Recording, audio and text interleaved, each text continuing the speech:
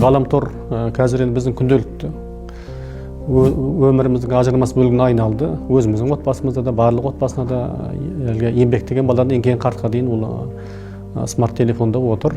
Телефонға телмірген ұрпақ деген қазір бір әдемі термин шықты. Кейбір жаңағындай жан дүниесі қатайып, бір өмірі көк бөліп, тағдырдан таяқ жеп, бір ағайын тұмамен жаңағындай қарым-қатынасы дұрыс болмай, түрлі себептер енді көп, психологиялық себептер. Сол адамдар өзінен өзі бір қатаяды да оқшаулана бастайды. Содан кейін жаңағындай өзінің сәтсіздіктерін жеке басындағы оны басқалардан көреді, қоғамнан көреді, айналасынан көреді, қоршаған ортадан көреді. Содан кейін барып жаңағы виртуалды шейхтарды тыңдайды. Оның ойынша жаңағы виртуалды шейхтар тек қана Құдайдан қорқады. Ешкімге тәуелді емес.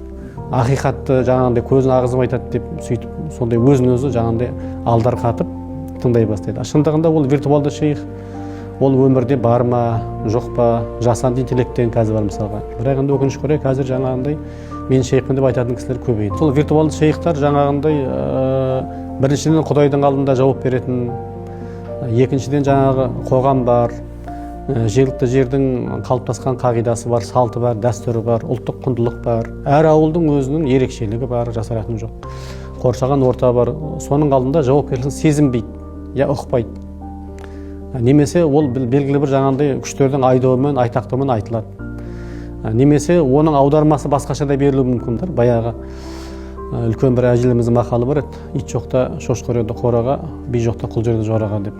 Мына біздің қоғамда Құдайға шүкір бүкіл жағдай жасалынған. Қандай құлшылық қыламын дейсің, қандай білім аламын дейсің, ешкімге қысым жасамайды. Тек білім аламын үйренбесе, тыңдайтын құлақ керек, қабылдайтын жүрек керек. Ол өзіне байланысты тағы да. Әрине енді тағы да айтамыз, әр адам әртүрлі ойлау қабілеті бар, ақыл сана деңгейі бар, иман деңгейі ол өз орнына бөлек енді, сенім деңгейі әрине. Енді жоқ емес, бар, бірақ соны жетілдіру керек, ұлғайту керек, көбейту керек, өзінің талабын, тілегін, дінге деген ықыласын.